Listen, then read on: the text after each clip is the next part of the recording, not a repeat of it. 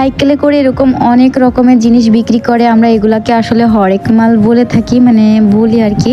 তো এখানে সব কিছুই পাওয়া যায়, কসমেটিকের জিনিস, তারপরে হাঁড়ি পাতি, এরকম সাইকেলে আর কি নিয়ে নিয়ে গ্রামে বিক্রি করে। তো আগে কিন্তু আমরা এই সব লোকের থেকে অনেক কিছু কিনতাম ছোটকালে, মানে ছোট যখন। আর এখন তো সেটা হয় না, এখন তো বেশিরভাগ সময় মার্কেট থেকেই কেনা হয়। আর আগে তো মার্কেটে বেশি কেউ যেত না, গ্রামে হচ্ছে এই সব লোকের থেকেই কেনা হতো। আর এখন বর্তমানে সব লোকও কম দেখা যায়, এখন বেশিরভাগ মানুষ সব মার্কেটে যায় কিনে। অন্যদিকে আমাদের দুইটা আমের চারা, মানে এখন গাছ লাগানোর সিজন, তো এখানে আম গাছ লাগাইছে। আর আজকে দুপুরে হচ্ছে আপুদের বাসায় দাওয়াত ছিল, মানে ওইখানে আমি গিয়েছিলাম, খাওয়া দাওয়া করে তারপর আবার চলে আসতো। আপুদের বাসায় যাইতে যাইতে অনেক লেট হয়ে গেছিল আমার, কারণ আমাদের বাসা থেকে গাড়ি পাইতে খুবই কষ্টকর, মানে দুপুরের দিকে তো গাড়ি পাওয়া যায় না আসলে। এখানে আপু মুরগির গোশ, গরুর গোশ, পোলাও, তারপরে ছোট মাছের চচ্চড়ি, মানে লতি দিয়ে চচ্চড়ি করেছিল, আর ওর সাথে ছিল ডাউল, মুড়ি, অনেক খাবারই ছিল। তো এগুলা মানে আমি, আর লাস্টে তো মিষ্টি আর দই থাকে, আমাদের দাওয়াতের মেনই হচ্ছে মিষ্টি আর দই, এটা থাকে আমাদের অঞ্চলে, জানি না আপনাদের ওইখানে হয় কিনা।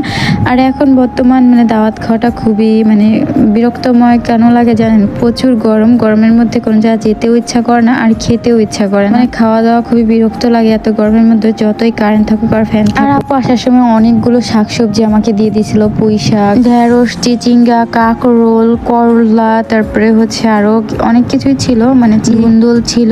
এইসব সবজিগুলো আমার দিয়ে দিছিল, মানে আসার সময় বলতেছে তুই এগুলা নিয়ে যা। আরো বেগুন ছিল, এগুলো আসলে ওদের চাষ করা না, মানে কেনাই ছিল, তারপর আমার দিয়ে দিছে, বলতেছে কারণ হচ্ছে ওদের বাজারটা একদম রুমের সাথে, মানে বাসার সাথেই, এই কারণে ওরা টাটকা সবজি আনে। তো আমি বলতেছিলাম সবজিগুলো তো অনেক ফ্রেশ আর তাজা। তো যেই আমি এই কথা বলেছি, আমার বোন সাথে সাথে মানে জোর করে আমার কাছে সবগুলা সবজি দিয়ে দিয়েছে, আমি আবার আনতে পারবো এখান থেকে, সমস্যা নাই, তুই এগুলা সব নিয়ে যা, বাসায় নিয়ে রান্না করে খাবি। আমার আনা একটু বাইরে, আমাদের বাসা থেকে একটু দূরেই আছে, যেতে একটু সময় লাগে, এই জন্য সবকিছু আমার দিয়ে দিচ্ছে। তো আমি এগুলা এনে আবার ফ্রিজে রেখে দিলাম। মায়ের মতো করে যদি কেউ ভালোবাসে সেটা হচ্ছে বোন, আমি যে কথাটাই মুখ দিয়ে বলি না কেন, সাথে সাথে আমার বোন সেই জিনিসটা আমাকে দেওয়ার চেষ্টা করে, সেই জিনিসটা করে দেবে, বা যেভাবেই হোক দেবেই আমাকে, নিজে না খেয়ে আমাকে দেবে, আমি সব সময় দেখেছি। সেই জন্য বলি আল্লাহ যেন আমার বোনকে সারা জীবন আমার পাশে এরকমই রাখে। তারপর এখানে আমি হচ্ছে পটল দিয়ে আর হচ্ছে কাঁঠালের বিচি দিয়ে ভাজি করেছি, আর অন্যদিকে হচ্ছে ডাল বসাইছি, মানে সিজ দিয়ে নিচ্ছি 3টা, যাতে যাতে সিদ্ধ হয়ে যায়। এটা ভুটের ডাল, কারণে সিদ্ধ হইতে সময় লাগে, আর আমি সেজন্য প্রেশার কুকারেই সবসময় সিদ্ধ করে নিই। অন্যদিকে হচ্ছে যে মাংস, মানে অল্প একটু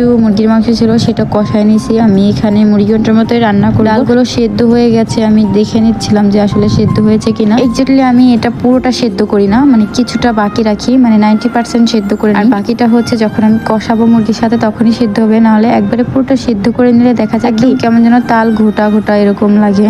তো আজকে ভিডিওটা এই পর্যন্ত, ভালো থাকবেন, সুস্থ থাকবেন, আমাদের পাশে থাকবেন, আল্লাহ হাফেজ, টাটা।